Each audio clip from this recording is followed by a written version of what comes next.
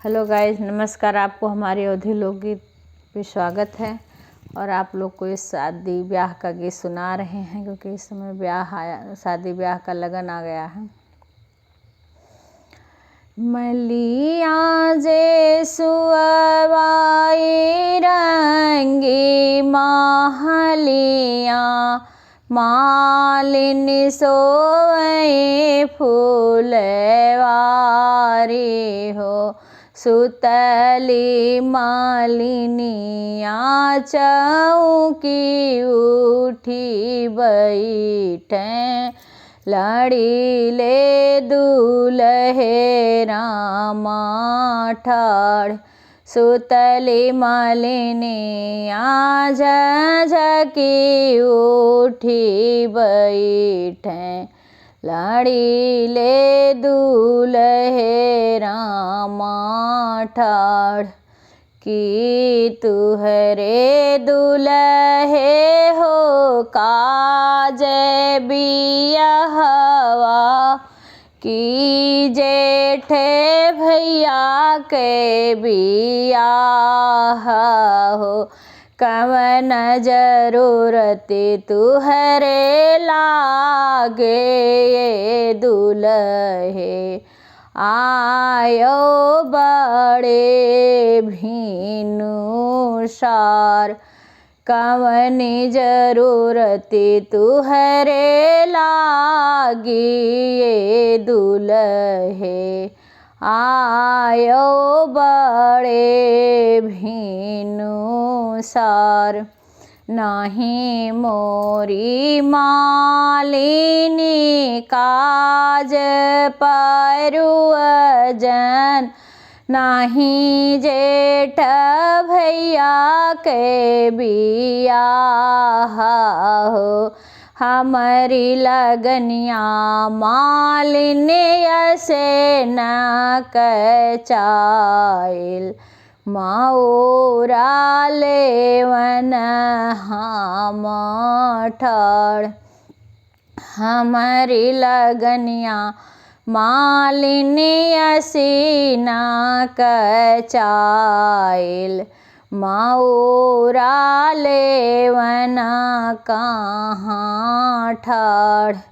आरी आरी गुथ्यो मालिन हीरावा से मोतिया, बीचे वासु गनावा के ठोड़।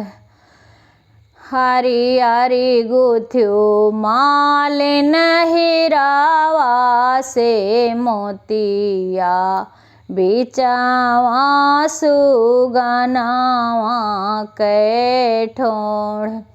जाई बैरतिया दुआरावा पे पहुँची, हुए लागे द्वारे के चार हो। सब क्यों निहारे आरती हा बरतिया, सासु निहारे हंसा मोर। सब क्यों निहारे आरती हा बरतिया, सासु निहारे हंसा मोर। कि तू दुल्हे हो मलिया कै जनमल, की माली बाप तुहार हो।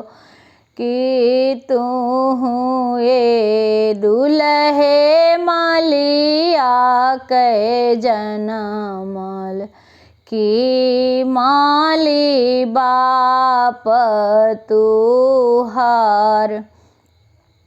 नहीं हम ये सासु मलिया के जनमल, ना माली बाप हमारा हो।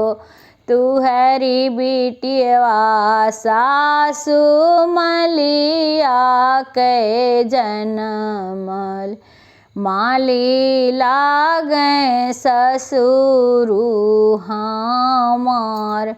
तुहरी बिटिया सासु मलिया के जनमल माली लागे ससुरु हमार। आपको हमारा एक ब्याह का गीत कैसा लगा प्लीज़ लाइक करना, कमेंट करना और हमारे चैनल को सब्सक्राइब करना।